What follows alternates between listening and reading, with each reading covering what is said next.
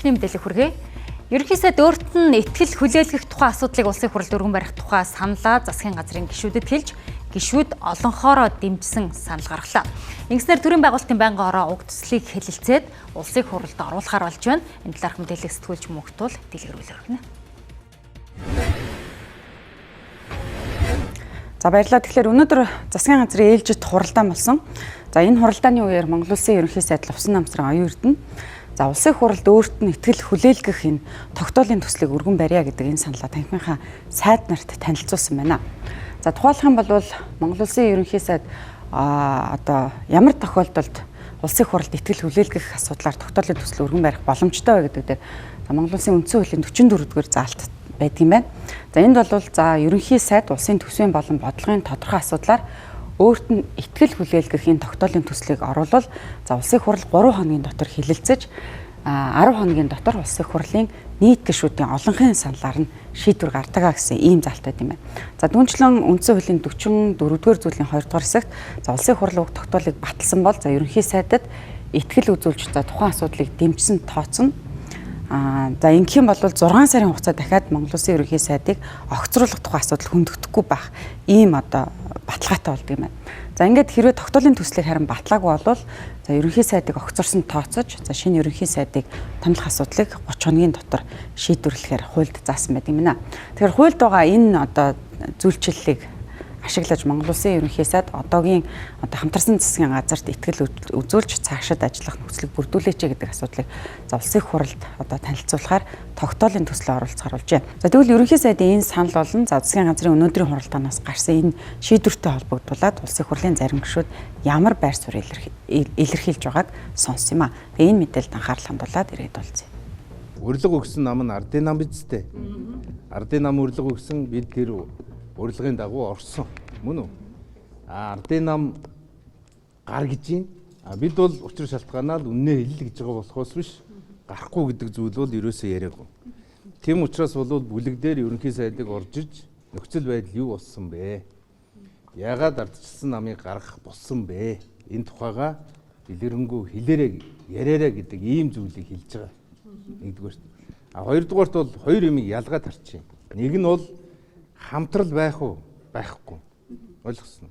За одоо энэ дээр бол та бүхэн эргэлзээд хэрэггүй бүх хүн энэ эргэлзээгээ тайлах хэрэгтэй.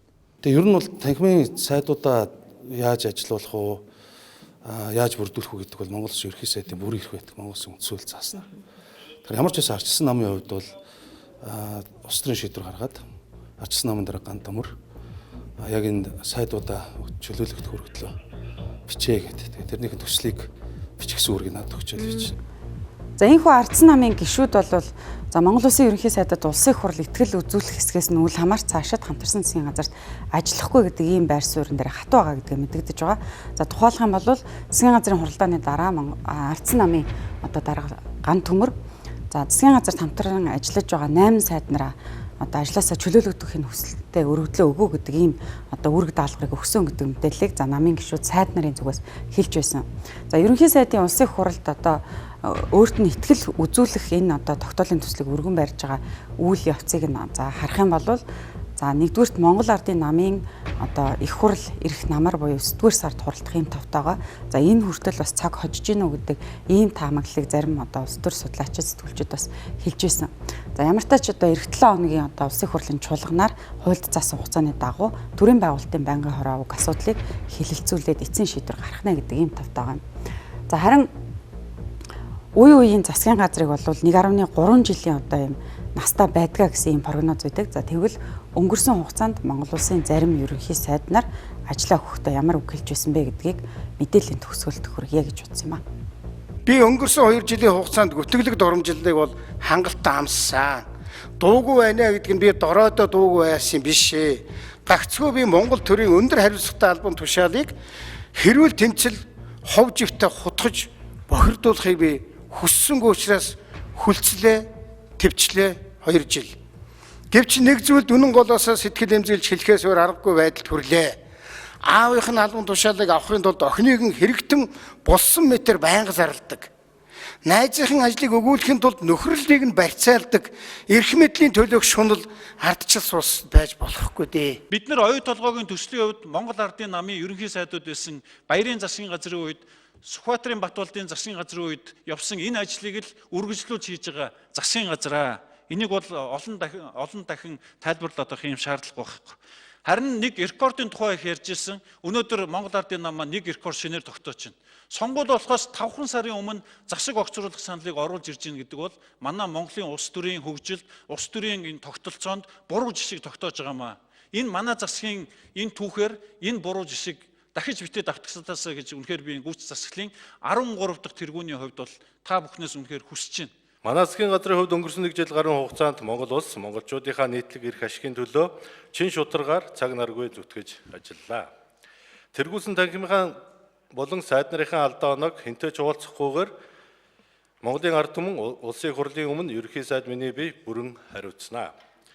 Бүтэн жилийн турш малгайд нь багтаж хаяганд орно явсан танхимаа болон хажуудаа сууж хамтарч ажилласан нөхдөө огцруулах ажлыг өрдөж яваа эрхэм журмын нөхөр минь ажлын алдаа гаргасан байвал мөн хариуцлагын ерөнхий сайд бий хүлээхэд бэлэн байна. Монгол улсын ерөнхий сайд бол инх цагт ч хүнд үед ч нөхдөө орхиход гүдэг хөлгийн ахмад байх ёсгүй. Алдаа оноо гарсан байна. Анхан шатнууд дээр энэ хариуцлагаа бид нар хүргэх ёстой. Та ард түмнээс одоо дахин хөлсөл уучлалт хүсье. Хариуцлагаа хүлээж үүрэгт ажилласаа огцорч байна. Монголын төр хариуцлагатай сахилга баттай байгаасаа гэж ерөнхий сайд үлгэр жишээ болж би огцорч байгаа юм. Монголын төр зүтгэж байгаа төр 198 мянган манай төрийн албан агч нар улам сайн ажиллаарай. Алдаа гарвал хариуцлага үрж чаддаг байгаараа гэдгийг улсын чинь ерөнхий сайд өөрийнхөө албан тушаалаар өгч харуулж ин шүү гэдгийг одоо хэлье. Энэ бол Монголын төрд сайхан ёс зүйтэй шин соёл болж ийн гэж би бодож байгаа. Шин соёл.